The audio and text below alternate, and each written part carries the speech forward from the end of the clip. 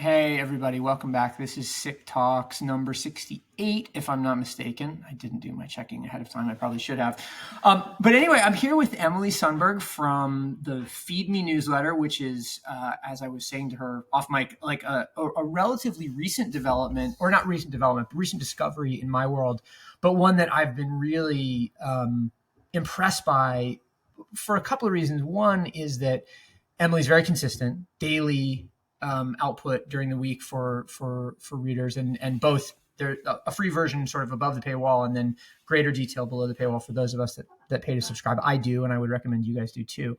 But also because there's such a breadth of reading awareness interest across what Feed Me is. It's, on any given day, it's entrepreneurship and small business, it's beauty, it's style, it's what the girlies are talking about, it's pop culture, it's all of this stuff. And I just love multifarious brains like this. And so I was eager to meet Emily. And shout out, by the way, to Celeste Blewett from Melbourne, who suggested that I ask Emily to be on SIC Talks. And Emily very courteously or very generously said yeah. So anyway, Emily, hi, how are you? Hi, I'm so happy to be here. That was a great layup. Yes, I write Feed Me. I'm happy to speak to a fellow newsletter writer. It's a fun platform.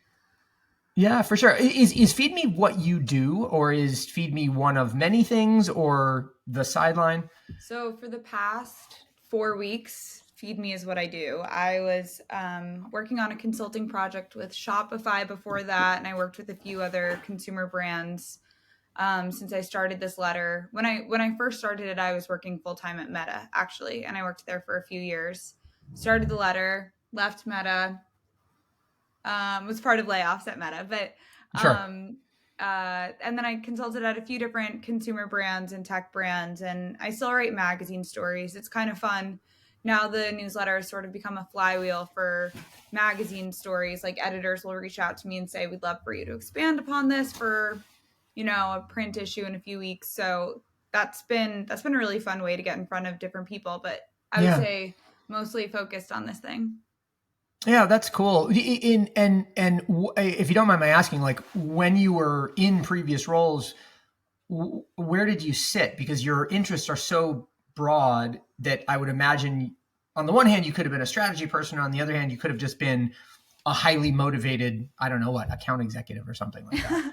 So my first job after I graduated school was working as a social media manager at New York Magazine. And that year, New York Magazine was breaking the stories on Weinstein, and it was the Trump election. Right. And there was all this pop culture news around Justin and Haley, and everybody was obsessed with girl bosses and The Wing and Glossier and all this stuff. So it was a really exciting year to be a social media manager that was taken seriously, and they weren't just handing the keys over to an intern. Also during that time, Apple, Instagram, Twitter were spending a lot of time making these close relationships with newsrooms because they knew that was going to be an area that they would, really be growing in. It wouldn't just, It's not just, those platforms weren't just for the individuals anymore. Businesses and media organizations were relying on them heavily. So I wasn't writing at the time, but I was definitely focused on social strategy and figuring out how to use these platforms in an effective way. And then my first job after New York Magazine, actually one of my colleagues there started a consumer brand that was venture backed, and I was the first hire there. So I was in the room while they were working with investors and starting a launch campaign on, all the social platforms that I was using previously. And I did everything that a first hire at a consumer brand does, which is like doing shoots and answering emails and being fetching toilet paper and doing customer outreach. Sure. Yeah, like putting on a smile when an investor comes into the room and shutting up when another person comes in, like all of that. But I absorbed a ton, and I witnessed like the female founder phenomenon, and I kind of put a pin in it. And I was like, okay, this was something. There was a lot of money available. There was a lot of success in advertising on Instagram and Facebook. Like that was something. I don't know what this is going to mean later on, but I was happy to be there. And then I worked at Meta for a few years as a creative director. That was my, did I just mess up my headphones? Stop ruining everything on this podcast. No, you didn't. You're perfect. I'm just messing with you.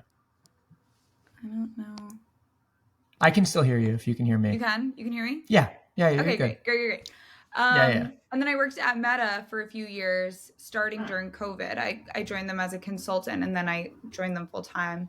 And I was realizing that a lot of my conversations, both at work and in my group texts, everybody was obsessed with consumer business, who founders were dating, how much money they were raising, valuations, friends who were running their family fund business, and then friends who had nothing to do with this world. And I saw this collision of pop culture and business news, and celebrities were becoming business owners, and business owners were becoming celebrities. And Wall Street Journal wasn't writing about it in the way that my friends were talking about it. And then there were these other outlets that were talking to me like as if I was an idiot, like, this is how a fundraise goes.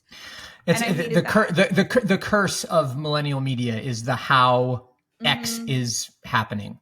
Right. Yes. So from day one, this newsletter was daily, and I decided while I was still working at Meta that I wanted to start a daily sort of newsletter about culture through the lens of business, which is sort of what my beat was at New York Magazine anyway. I still write for them, and my stories do like 3 or 4 larger stories a year, and they're all sort of about that intersection of a Venn diagram of like mostly New York City culture and business, but culture at large, I guess. Well, New York City culture is culture at large in a lot of respects. Yeah. Also, like, that phrase doesn't even mean much to a lot of people anymore. It's pretty diluted. But yeah, all of my outside work like feeds into this. Like if I write a story for New York Magazine, I get new readers through that. If a newsletter at a private equity fund mentions me, then I get all these investors who read it. And then the Substack algorithm also kind of like does its thing with growing this letter. People discover me in all different ways, but it's been a ton of fun. It's really changed my life. I love it. Yeah, no, it's super cool. I found you through a guy named Ben Duell, who is a recruiter, actually, and specifically focuses on like content and creative roles. He is in LA and sort of started in that production advertising business, but he spotted you he shouted you out in one of his newsletters. I also saw that Noah Breyer from Why Is This Interesting, who's an old friend and buddy, has a blurb on the Feed Me site. And so I was just like, wow, people are people I respect, smart people are reading this thing. And then I got into it and I was just like, wow, she's really like multifarious. And I loved your use of or your reference to a flywheel earlier, because to me, I am a flywheel guy, and being able to think of your business or business in general in that way allows you and sort of demands that you think holistically about everything that's happening. And so you take into account factors that fall outside of your direct purview, but that's, to my mind, like always beneficial and an advantage. So I don't know.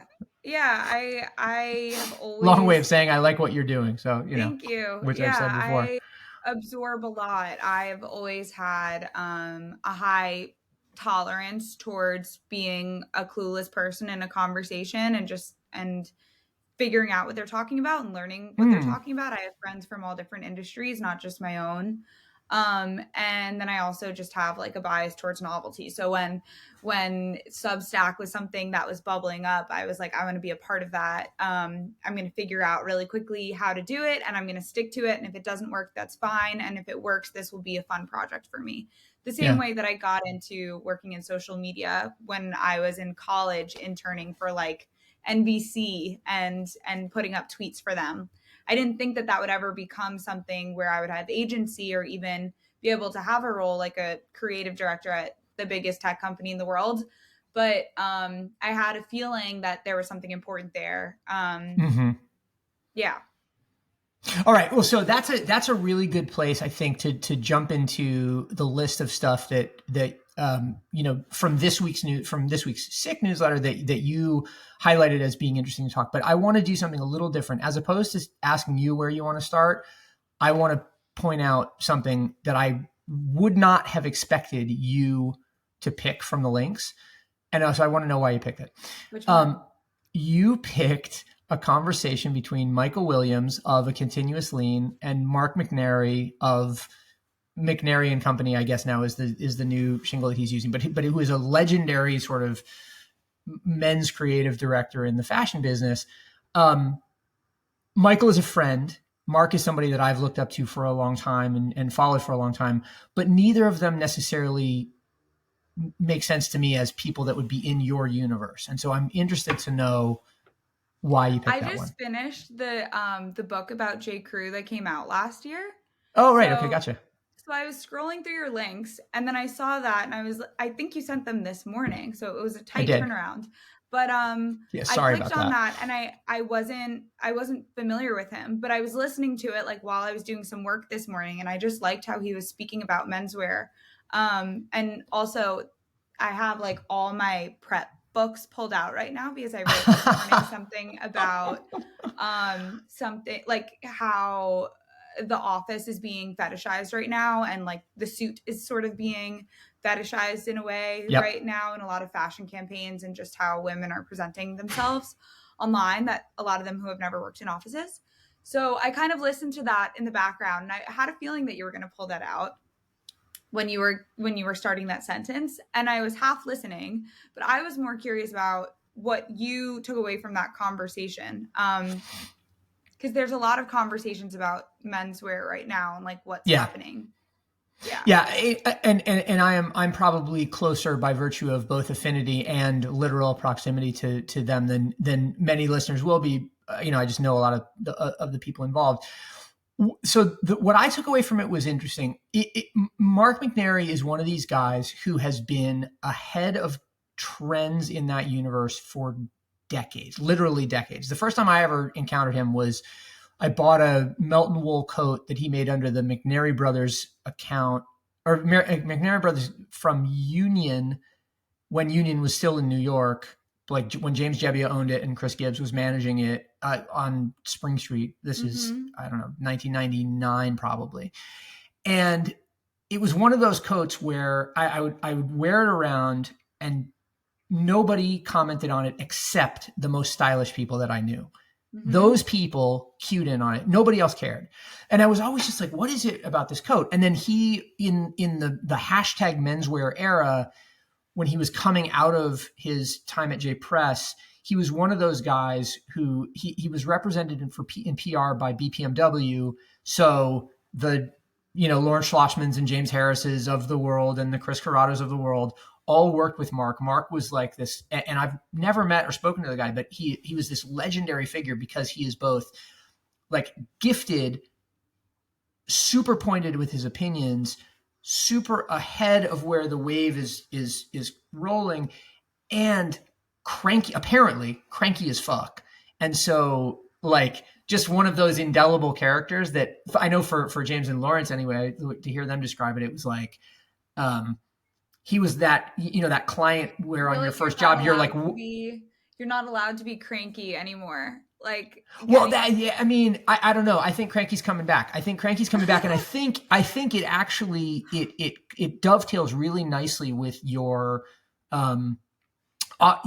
corporate fetish, office fetish. What, I can't remember. Corporate. I'm gonna try to coin it over the next 24 hours. Corporate. Oh, I like that. So your corporate fetish piece from this morning's Feed Me, which it's interesting, right? And I want to talk to you a little bit about how one of the ways you're using Substack as a platform to grow, but you put something up in the Substack chat about talking about corporate fetish, and you said you'd received a bunch of texts and DMs about it this morning, and you wanted to have that conversation in the mix.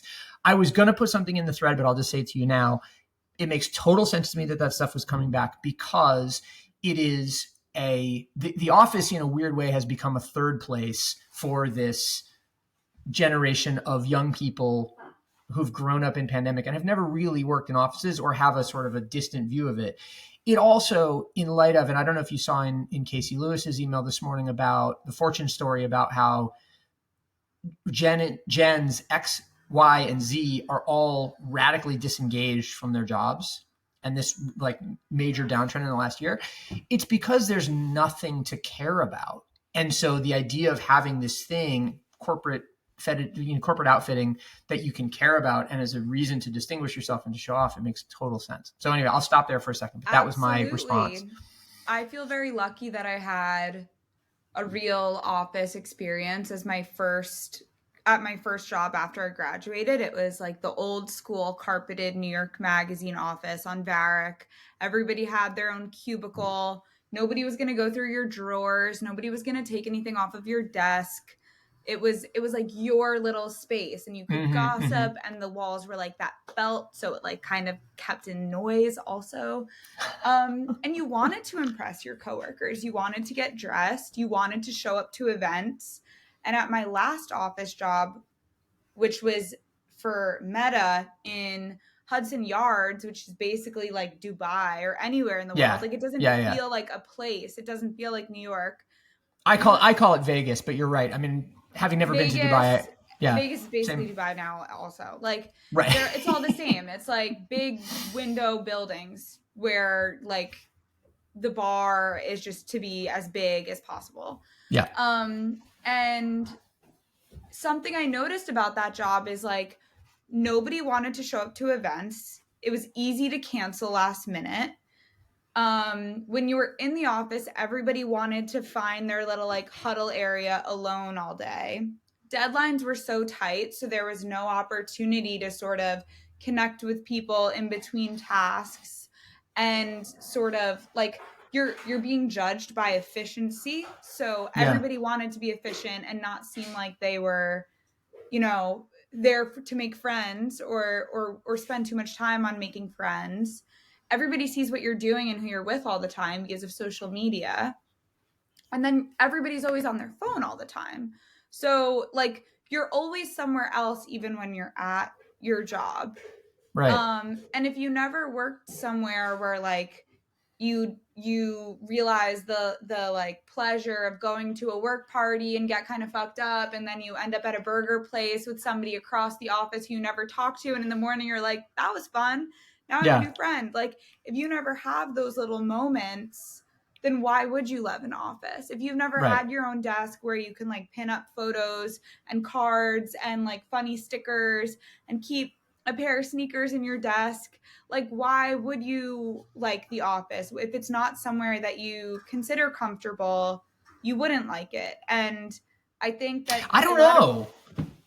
I finish that thought, and then I want to. First of all, everybody who's read my letter from day one, I'm the most pro return to office person of my group. I think offices are so important to get work done. I think they're really important to like remind yourself why you're paying the rent to live in a city. Like, it's to get out of your house. It's not to sit there all day long. But I had something.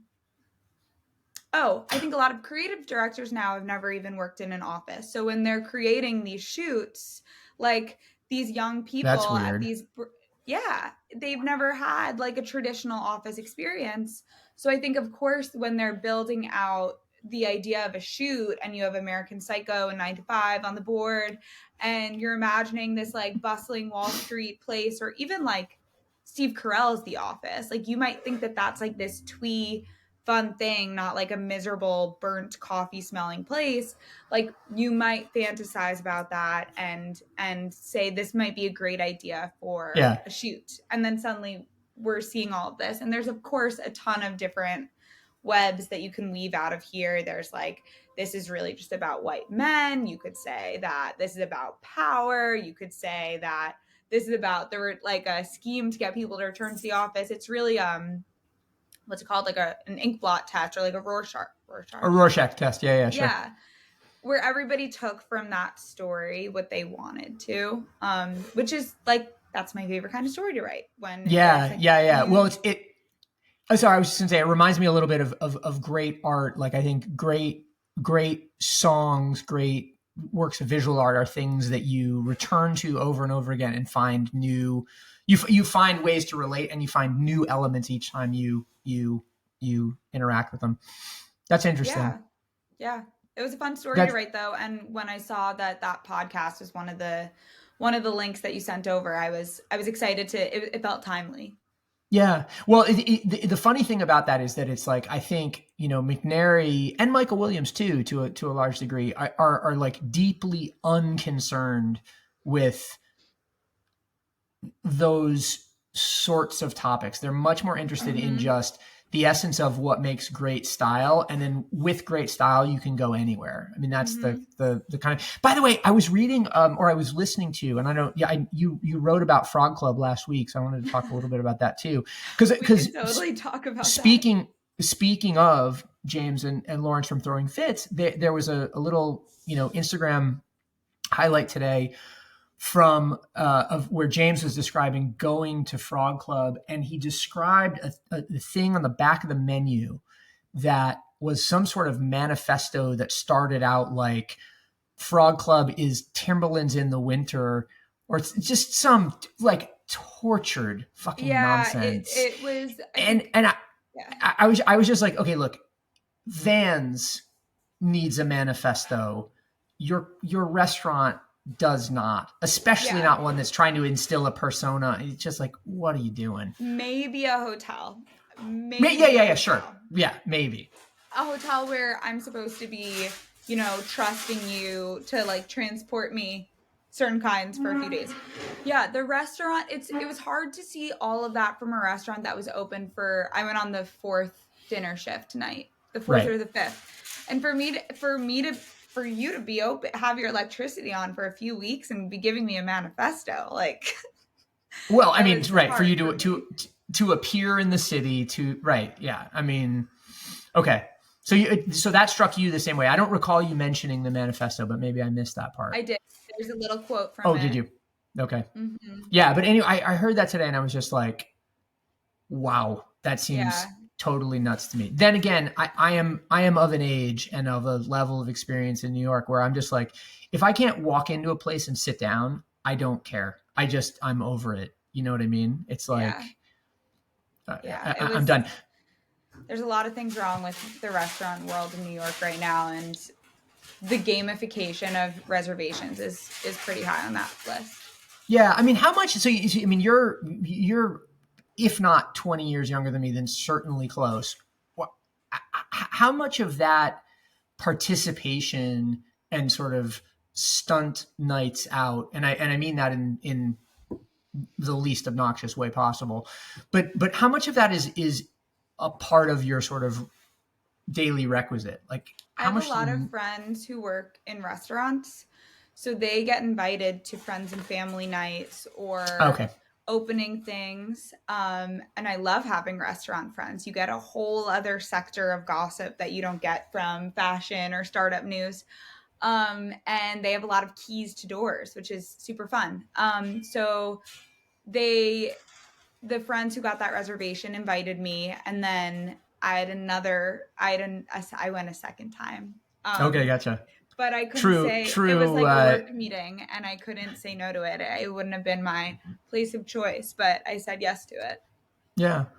I don't know. I mean, I just like when I am, of course, always interested to experience things like that everybody's talking about, just because it's, you want to have your own sort of point of view or take on it. But between your story and hearing that thing that James said, I was just like, yeah, I'm good. Great. Yeah, you can. Yeah, don't need to do that. Don't need to do that. All right. Well, look, let's so having talked about the McNary thing, which surprised me, let's talk about the rest of this list. So, a typical for my projection of your brain, typical variety here, right? 1, how many sodas are too many in the New York Post? Apparently 2 sodas. Secondly, though, inside a college esports lounge, having just visited a college with a 17-year-old who's going to go in the fall, I have a point of view about that. Why everyone is on Letterboxd. Can which is this one? Oh, can influencers replace journalists? So I mean, just let's start with those. Which one of those four do you want to jump into? Which one do you pick? You want to do influencers and journalists? Because some people probably think that that's what I'm doing. Yes. Sure. Yes. Let's talk about that one. Yeah. Can influencers replace journalists? Yeah, I didn't read that whole story, but I can kind of get what they're getting at, which is that I think a lot of people are finding out on TikTok that if you pretty much green screen in front of like a New York Times or New York Magazine headline and talk about it, like that's a good format. People are digging that as their news format. And I know a lot of younger people, either in college or right after that, are getting almost all of their news from TikTok, which we all know. I think a lot of generalizations about Gen Z are incorrect, but that one seems pretty correct. Yeah. How do you feel? Let me stop you there for a second. How do you feel about that as somebody who you've done real newsroom culture at New York Mag. You've also done gamified, scale driven, algorithmically optimized content stuff. Like, how do you feel about the fact that your peers are getting most of their news from these platforms?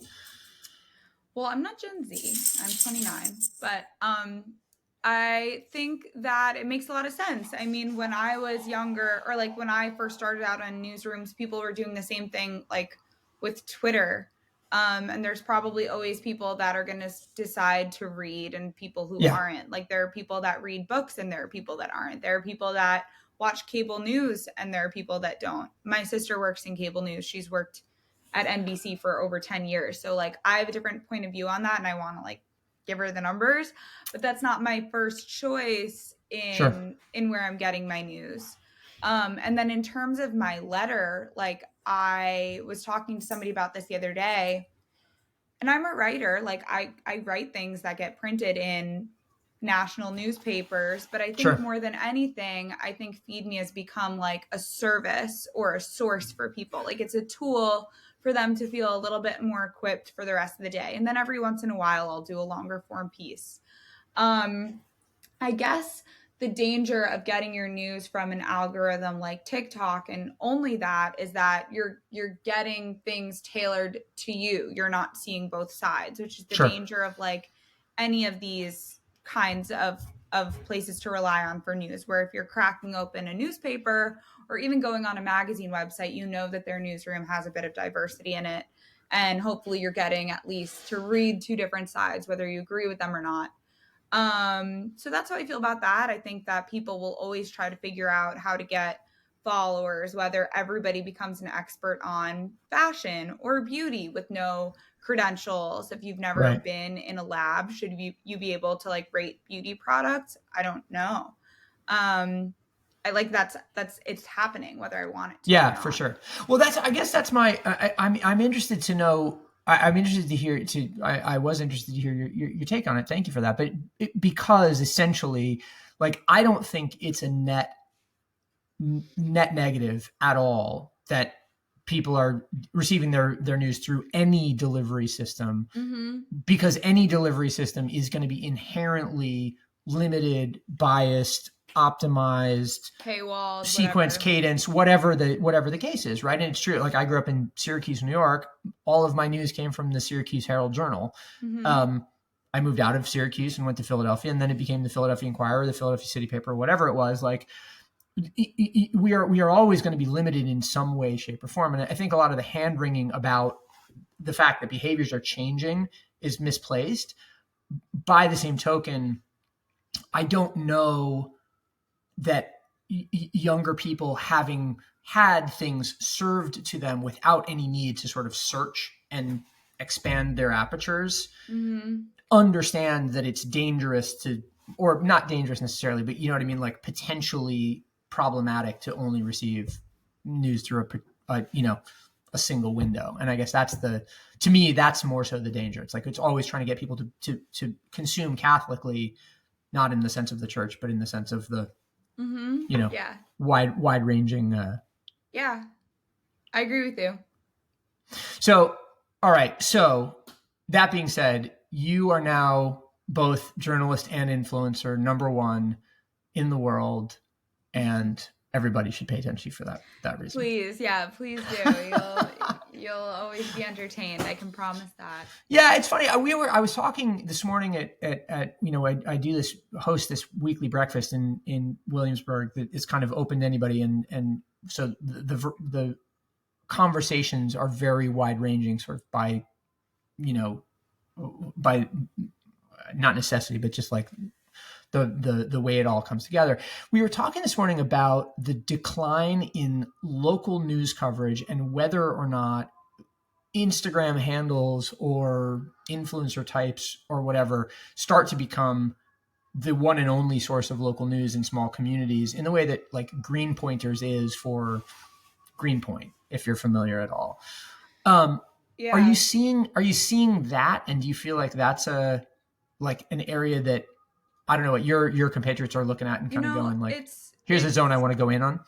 Yeah, I think I think like my first thought, I'm closest with New York Magazine because I write for them and I worked for them, Sure. But I've seen their recent investment in covering like the Hamptons. That's probably not to service people in the Hamptons. It's because it's clickbait. And if you put that in front of any headline, then you're going to get innate interest, but I've seen them put more effort into that. And then just their curbed section in general, I think that they're like trying to lean into suburbs of New York news, including just like different neighborhoods in New York City.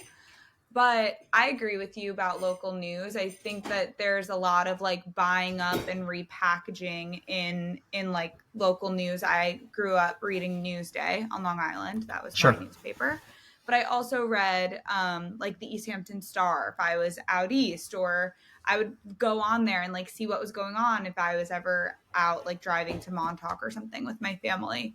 And I think that those reporters, like the only newspaper I've ever had my face in was the East Hampton Star because I made a movie about an island out there and they like published a bit. And I was like, that now I love local newspapers. Yeah, for sure.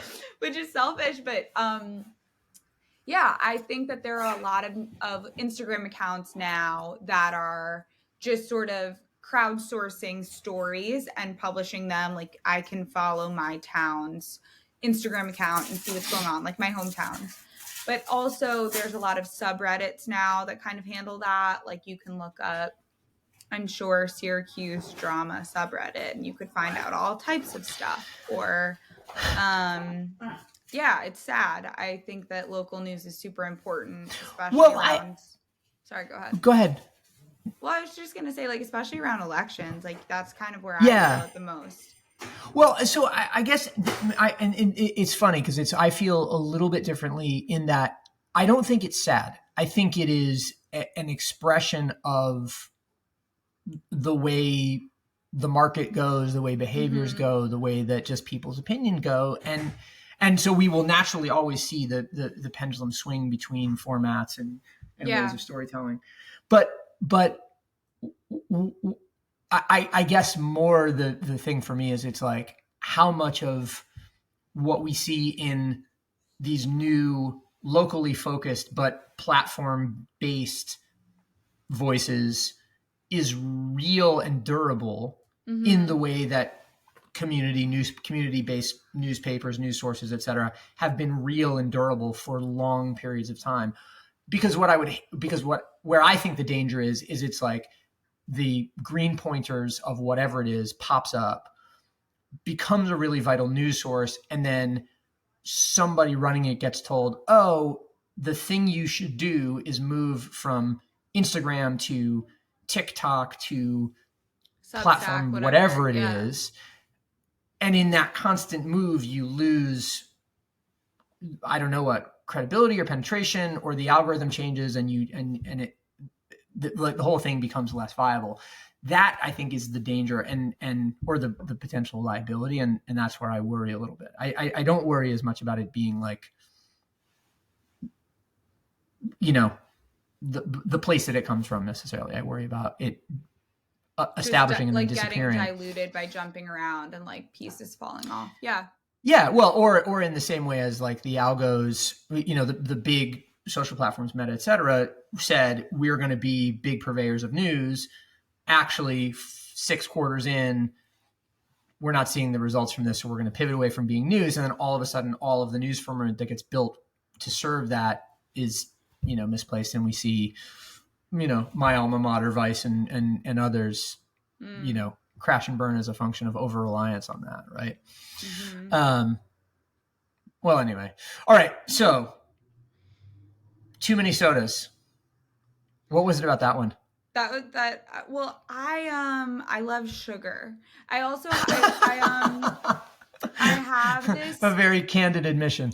Yeah, and I also have this thing about the expanding beverage aisle. Something about it, there's no like thesis, but it just bothers me, and I don't really drink. I said this on a panel last week that I don't really drink soda invented after 2004.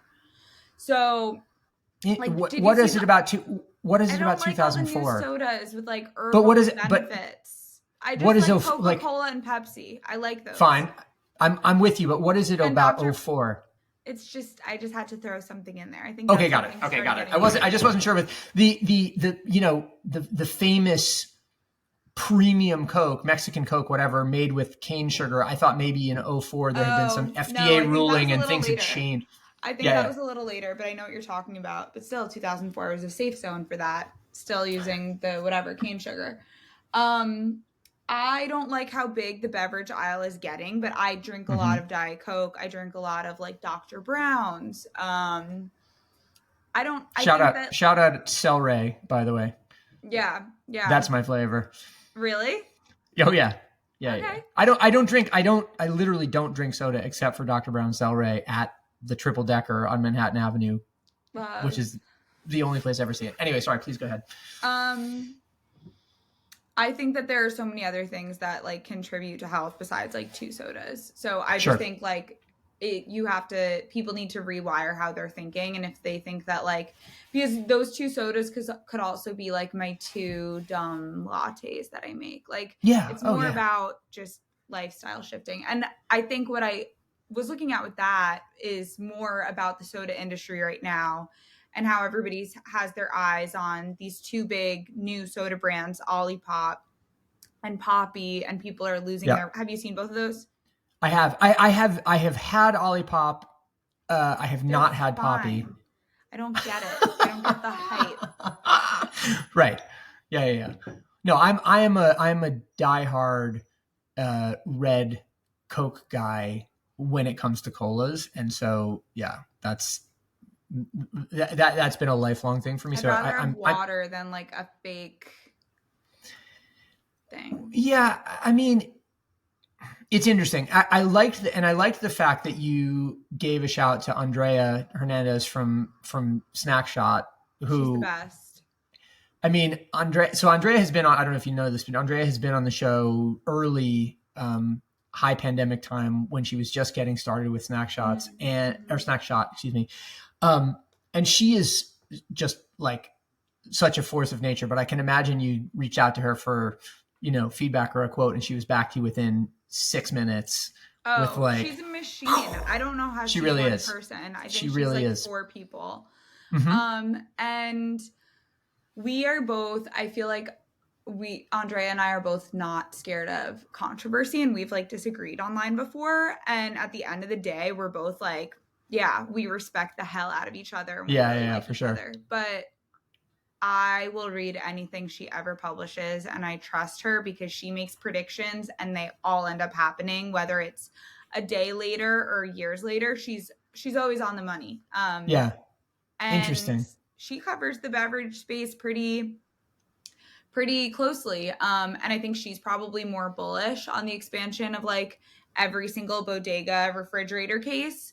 But that's her game. Like that's her passion. So Well, I think it's interesting, and especially with your background, in the startup world, the venture funded startup world, like I think everybody, and I don't know whether it wasn't 04, but it probably wasn't much later. Everybody looked at the 50 cent vitamin water exit and goes, okay, this is it. I'm going to put together a CPG. I'm going to sell it up to one of the big CPG companies, and I'm going to, that's my version of winning the lottery.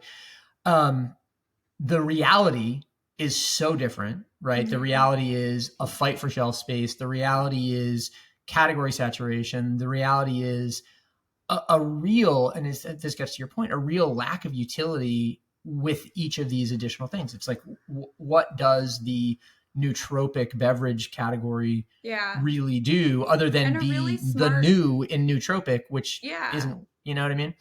You're dealing with a really smart consumer now too. Like, vitamin water was the greatest marketing scheme of our time. Like, I was drinking those things and I thought they were vitamins when I was like freshman in high school. I was like pounding them. Today, people would be like, this is 200 calories, has a ton of sugar. This is a Coke. Like, why are you telling me this is a vitamin water? This is not a vitamin water. This is sugar. So you were able to deal with like how naive, or not even naive, how clueless customers were at that point. Where yesterday I saw somebody say like, wait a second, the Hailey Bieber smoothie at Erewhon is 80 grams of sugar, and everyone freaked out. And I'm sure that is it really? Yeah. Wow.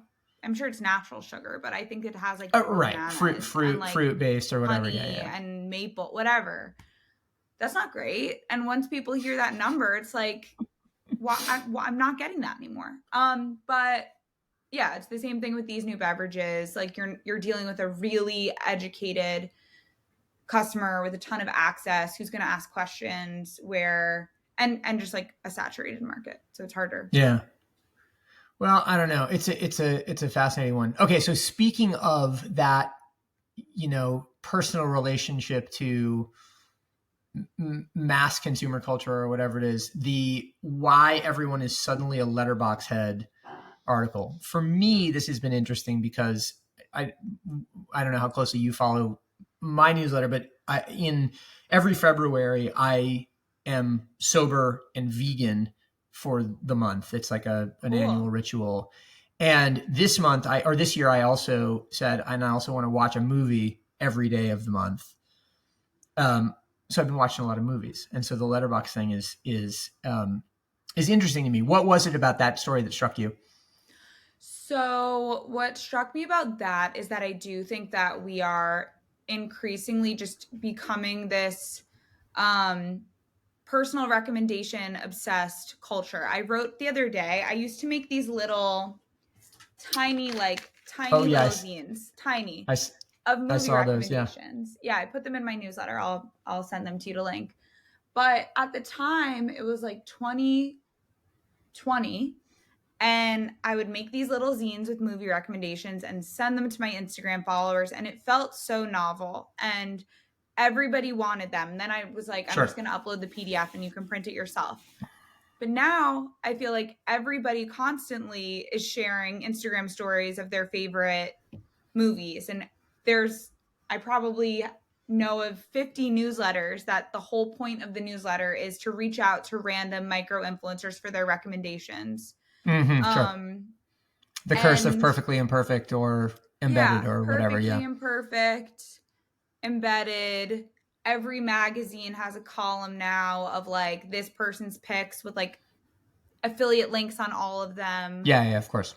And we're just all obsessed with like seeing inside of people's makeup bags and kitchens and closets. And it's great. I still click on those stories. But I think what was special about Letterboxd is like it was truly this sort of inside, like I feel like it's kind of memed now. And I know that they have a really great social media team.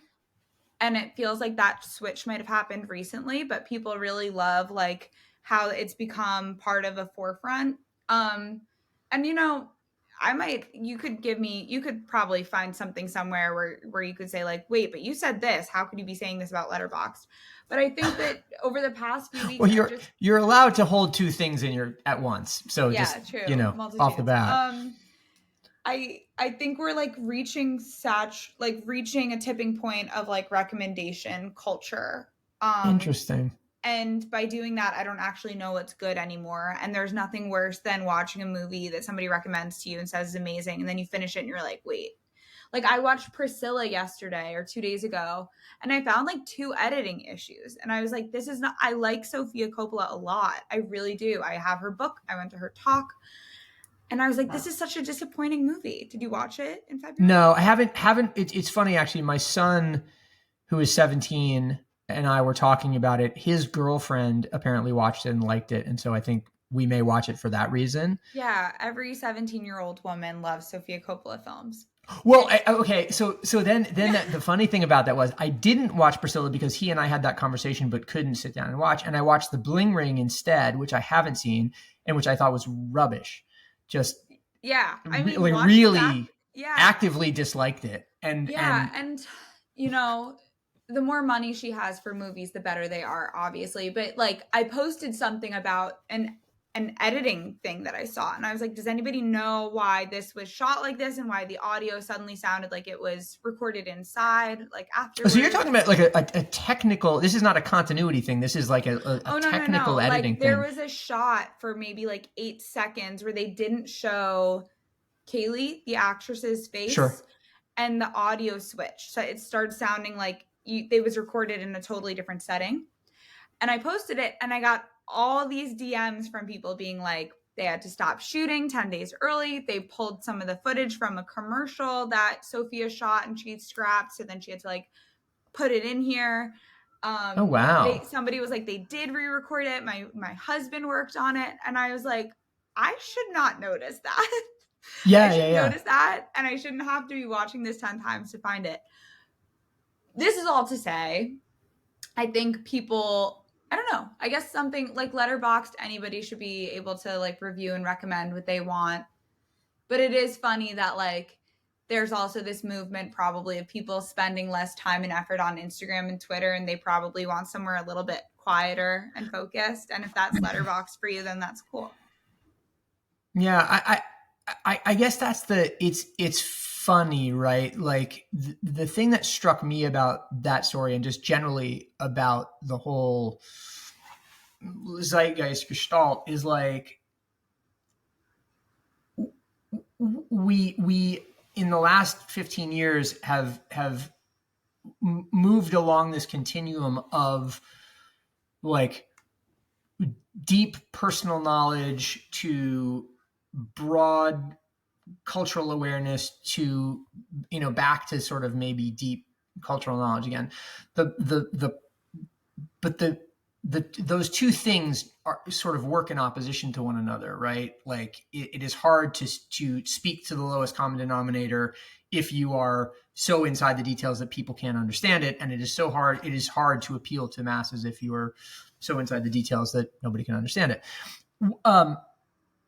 I wonder, and it's a little bit like the Big Pants story in the New York Times Magazine over the weekend, like on the clock of deep cultural knowledge to scaled pop culture expression, where are we swinging? Like if we're at 4:00 in terms of pants, where are we in terms of that? Yeah. You know? I'm not sure, but that is like that story had a lot, the pants story had a lot of like, I wonder what about this category of things that we consume. Yeah, that was a fun one. Yeah, I have to say, I find the New York Times, I pull from it a lot. I read it extensively. I find it quite arch most of the time, and I was cheered by the fact that they were like, we're going to give real estate to a story about something so awesome frivolous. Styling. That was exactly great styling read it from. Like, yep. I want to read about pants from Jonah. Like, that's where I want to read it from. I feel similarly about the Times. I don't know why so many of their headlines are derived from TikTok trends. Like, it's the best. This is like, they have the best writers in the world. I don't know why.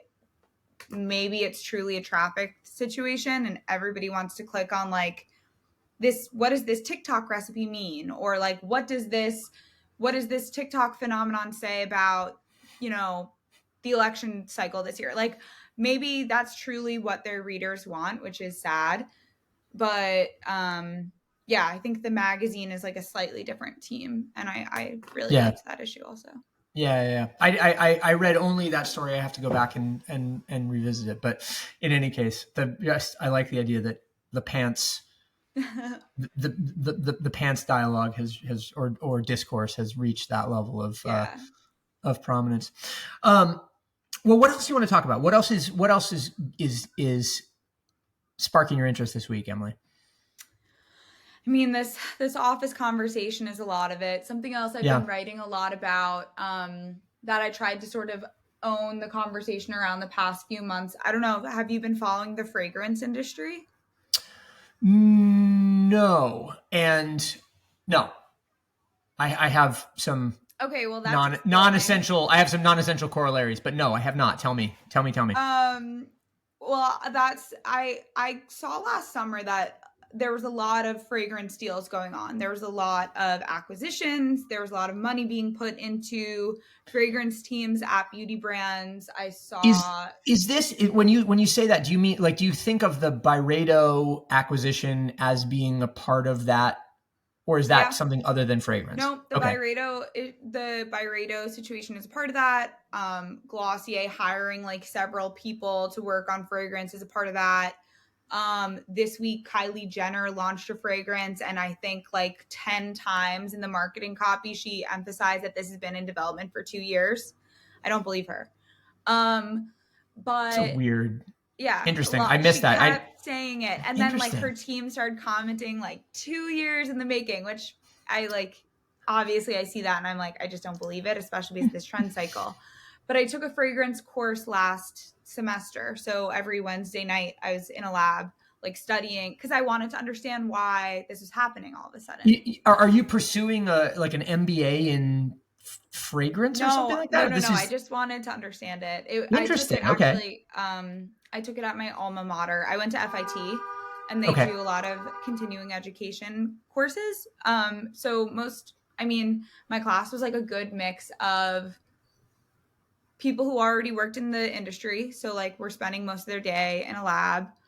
And then people who probably were interested in starting a company. And then there was like another good mix of students who went to school other places in the city and wanted to study fragrance as part of their course load, but they didn't have it.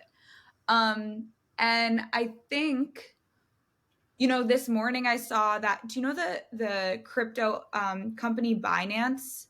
Of course. They launched a fragrance this morning. What? American Express launched a fragrance last week. Part of Trump's new merch store includes 2 fragrances. So people are seeing this as like a very intimate way to get in front of their customers, and also something that is exploding in the consumer world at the same time. Right. If you think about fragrance, it's like literally chemicals on your body. It's a very intimate product to use. And it's cheap to make. It's just water. I was going to say it's high margin. Totally. You're spending all of your money on, I have to stop saying totally. I said I have to cut off a finger every time I say totally. Don't do that. But you can improve without losing your fingers. But I can. Yeah, definitely.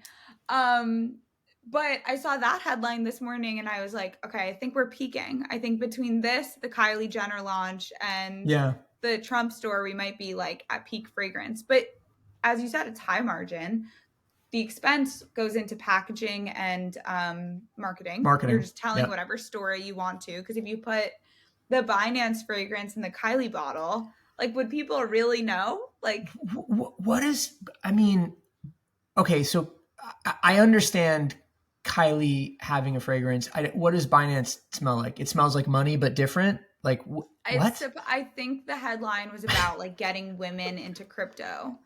No, it doesn't smell like money. That would have been smart. Or it smelled like burning wires or something. That could have been fun. But I think or desperation. Desperation, like smoke. No, God. I think it was like a pretty green fragrance, like a lot of green and floral. But with the intention of getting women into, that is the intention of us talking about it. Oh my God. But it's right. Yeah. Fair enough. Like turning it into a meme, but it's like the thought, never mind that sort of galaxy brain, like psyop version of it. But the idea of using that is so shrink it and pink it that it hurts. And it's like, I know, it's wild. The American Express one, I almost was like, maybe that existed in the 90s or something. Yeah, I mean, they're sorry to interrupt you. They're Rajamanar, who's the CMO, longstanding CMO at MasterCard, has been emphasizing the idea of MasterCard as a multisensory brand for a decade or so, which is why the MasterCard sound is so important. And they've done these MasterCard pop-up meetings. So you can imagine somebody at Amex going like, in the future, we have to be multi-sensory because we don't have a card in people's wallets anymore. It's just the phone tap, so on and so forth. Like, okay, I get it. I think it's stupid, but I get it. They also have more money than God. Like, if it fails, whatever. But I've also been hearing more fragrance brands. Like, I've become friendly with the owner of Dietz and Durga, and they're Brooklyn-based. And they were kind of saying it. They just went through an acquisition maybe like 4 or 5 weeks ago. Or a merger. And in the press release, they were saying, like, we want you to be thinking about a fragrance the same way that you could think about, like, how a hotel changes your world, or how, like, a really incredible party changes. Like, you can kind of say, like, this fragrance is a party. Yeah. And if you market it the right way, people will, like, take that in. I have some fragrances that in the notes it says, like, this is inspired by, like, the ghosts of Hollywood. Now, whenever I smell it, it's like, yeah, this is the crushed roses that were, like, thrown on the stage at the end of a show. And, like, it sticks in your head, that first impression with whatever the fragrance is. So I think it is a really fun category. It makes sense why a lot of people are getting into it. I think a lot of the products will fail. Some will win. Yeah.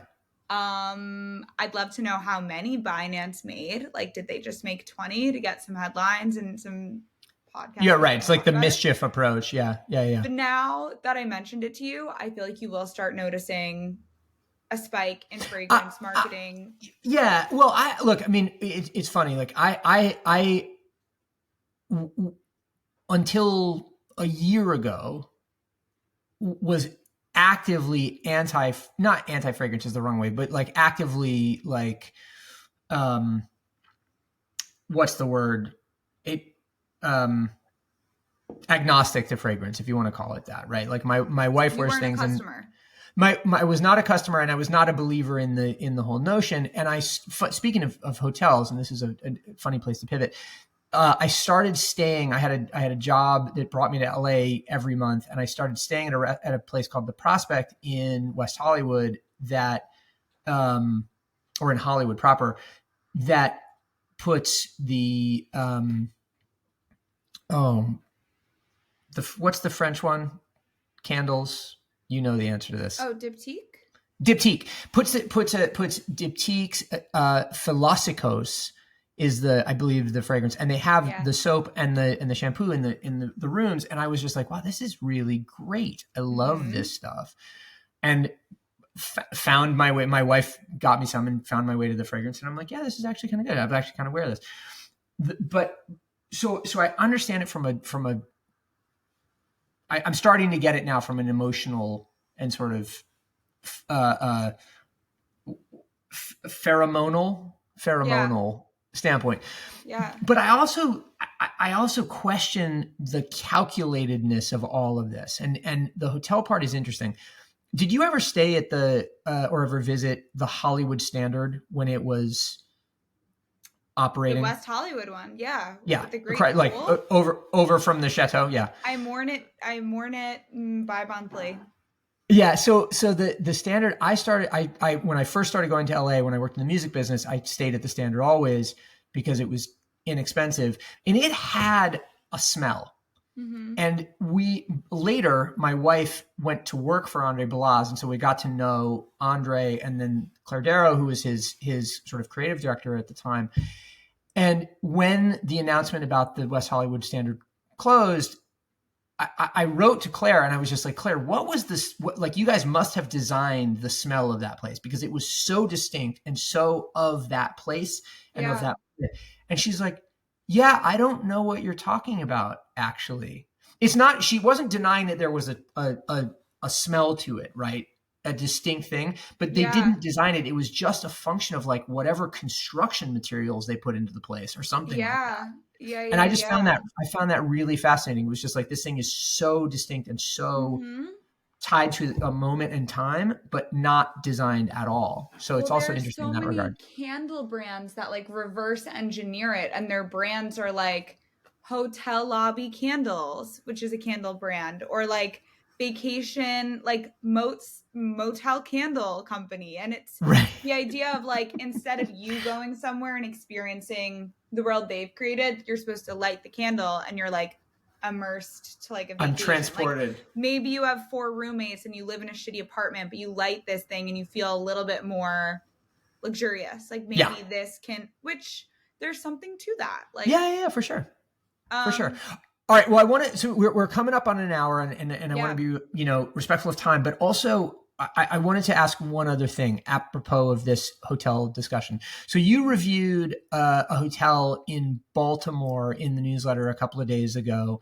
And what struck me about that was I was like, I could very easily see Emily building off this Feed Me platform that she's built and this interest in hotels, hospitality, whatever the case is, to go off and create an entirely new and distinct sort of Feed Me space around hospitality as an eventual sort of progression in the way that Yolanda Edwards has done with YOLO and so on. Is that do you ever think about where Feed Me takes you in that regard and kind of go, yeah, I think at some point I want to be about hospitality, or I want to be about CPG, or I want to be about, you know, private equity or whatever it is? Yeah. So quickly with hotels, I started staying at hotels more in adulthood. I didn't really stay at them growing up, and I'm a very like emotional person. So I really leaned into like the transformative nature of them, and I love them. So when I write about them, I think that comes through. Like I kind of take it to the next level in a dramatic or like romanticized way. And I think, to answer your question, I think about that every day. I think, you know, I just hired an assistant or an intern or whatever, and hopefully he's going to help me a little bit, at least with like the basics of cleaning things up and making sure links are not broken and making sure that there's no grammar issues or whatever. But eventually I don't know if it's like Mondays are for free. That's my doorbell. Sorry.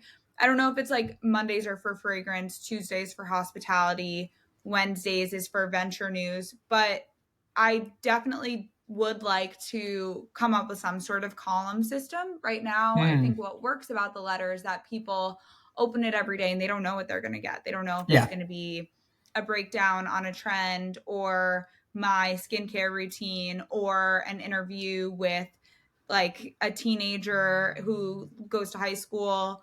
And I like that there's no predictability of it. I don't mind being like knowing a little bit about a lot. But hospitality is definitely one of like, I would say top 4 things that I'm definitely interested in. And I think people really like reading about it. Yeah. Well, I think so too. And well, you do it well. So that it makes sense that it would be a direction you want to go. Thank you. You're welcome. Well, listen, Emily, it's been a pleasure. Thank you for spending the time with me and the SIC Talks audience. We, you know, as I said, devoted reader, devoted fan of Feed Me, and I would encourage everybody else to check it out and to dig into Emily's broad. You're welcome. Broad ranging world. But in the meantime, hope everybody is well this week, and let the links serve you. I don't know. That was a weird sign off. Okay. Bye. I'd observe you.